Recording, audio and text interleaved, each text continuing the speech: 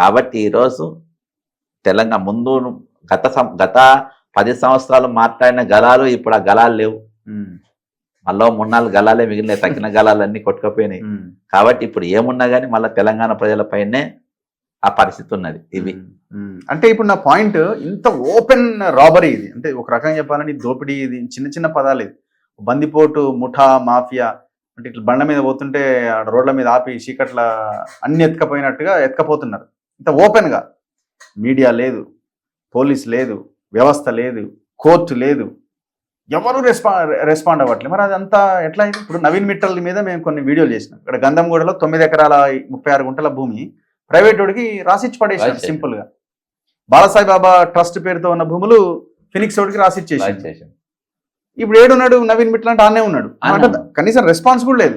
అంటే వీళ్ళు ఇట్లనే మాట్లాడతారు, ఇది ఇట్లనే నడుస్తుంటది, మనం చేయాల్సింది మనం చేస్తాం, ప్రజలకు కూడా అలవాటు అయిపోయింది ఇది. 2024 గవర్నమెంట్ వచ్చిన 1 మంత్కే నవీన్ మిట్టల్తో సహా న్యూ ఇయర్ పార్టీలో రేవంత్ రెడ్డి గారు పాల్గొన్నారు.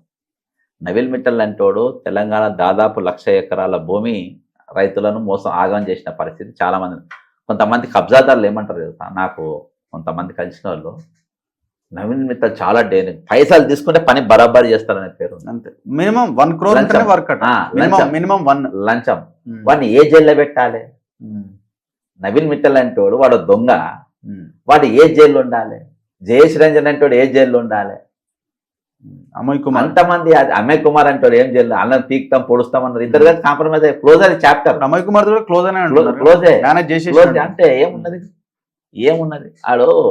ఓసారి అమయ్ కుమార్ పైన ఐటీ రైడ్లని లీక్లు అయితే ఆయన పైసలు మొత్తం ఇంకో కన్స్ట్రక్షన్ కంపెనీ ఉంది కదా దాచిపెట్టి 500 కోట్లు పెట్టి ఆ పైసలు మళ్ళీ అడిగిండు. అడిగితే ఆ పెద్దరెడ్డి గారు డబ్బులు పోయినాను, ఏ పోయినారు, అదే 500 కోట్లు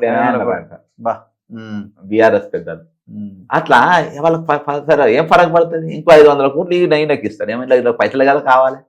ఇవాళ మేము డెవలప్మెంట్ చేద్దాం, మంచి పేరు తెచ్చుకుందాం, చిన్న వయసులో నాకు ఒక అవకాశం వచ్చింది, ఈరోజు ఇంకో నన్ను 10 తరాలు గుర్తుపెట్టుకుంటాడు అసలు లేనే లేదు. ఎంత దోసుకోవాలి అంత తినాలి, కావాల్సినంత ఎంత దోసుకోవాలి అంత దోసుకోవాలి అనే కాడికి.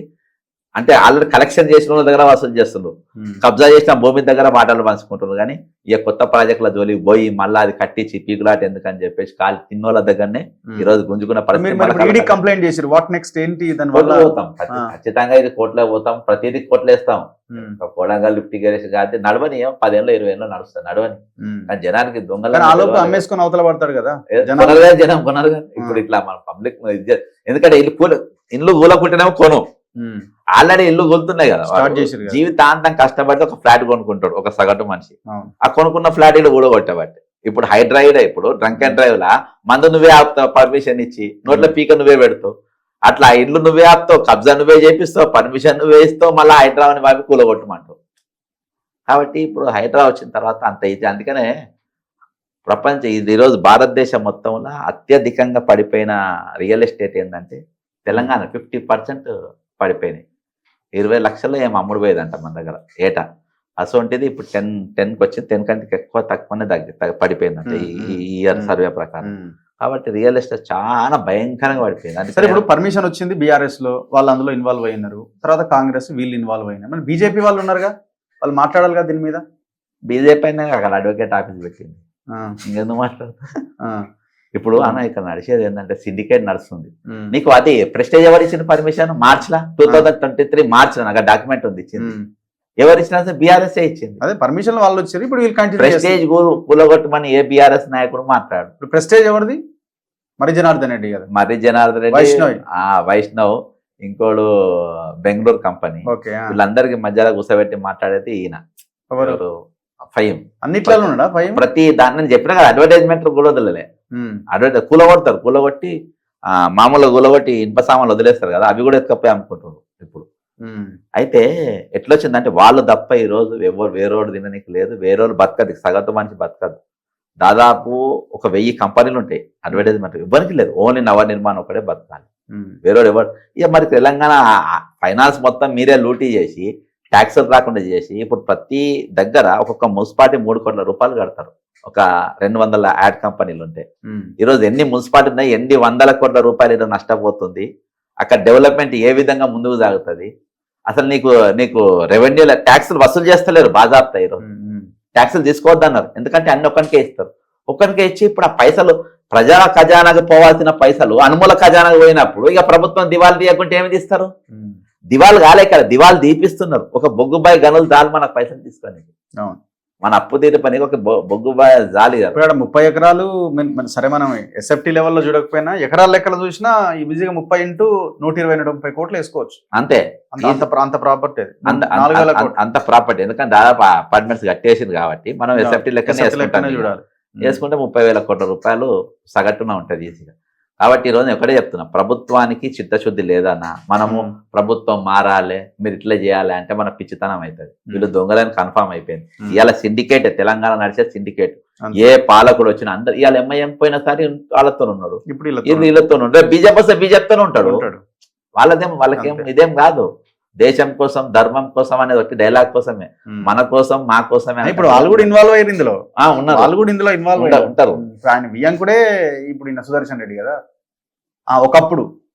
ఒకప్పుడు బీజేపీ లీడర్, ఇప్పుడు అంతే. ఇప్పుడు కాంగ్రెస్, ఇప్పుడు కాంగ్రెస్ కాబట్టి వాళ్ళ పార్టీలు మారేది వచ్చేది కూడా ఇవి సేఫ్ గార్డ్. కానీ ఈరోజు ఒకటే, ఇవాళ ప్రభుత్వాలు ఏం చేయలేవు. రేపు అవి కొంటే నష్టపోయేది మనమే. కాబట్టి చెరువులో ఉండేటి దాని హిస్టరీ చూడండి. ఈ సర్వే నంబరులో ఏమైనా చెరువు ఉండేనా, చెరువు శిఖం ఉండేనా, ఇది బఫర్ జోన్ ఉండే. ఇయాటికి బాజాప్త ఓపెన్ గా రంగనాథ్ ఇల్లే బఫర్ జోన్లు ఉన్నది. అలా నేను గిన కరెక్ట్ లేకుండా పడిన జైలు ఉండదు కదా. రంగనాథ్ ఇల్లు నేను తప్పు చెప్తే నేను జైలు ఉండేటోని. నేను 100 years బ్యాక్ మ్యాప్ తీసిన, నేను పర్షియన్ లాంగ్వేజ్ ఉండే మ్యాప్ తీసిన. నా మ్యాపే చూపెడతారు ఆయన. 79 ఇల్లు కట్టినా అన్నారు కదా, దానికంటే అక్కడ దాకా చెరువే. యూసుఫ్ కూడా పెద్ద చెరువు అంటారు దాన్ని. పెద్ద చెరువు అంటే 100 ఎకరాల చెరువు. 100 ఎకరాల చెరువుకు దాదాపు 40-50 ఫీట్ల బఫర్ జోన్ ఉంటుంది. దాని తర్వాత ఎఫ్టీఎల్ ఉంటుంది. ఇయాటి వరకు ఏ చెరువు ఎంత ఎఫ్టీఎల్ చెప్తలేడు, ఏ చెరువు ఎంత విస్తీర్ణం ఉండి చెప్తలేడు, ఏ చెరువుకు బఫర్ జోన్ ఫిక్స్ చేస్తలేడు.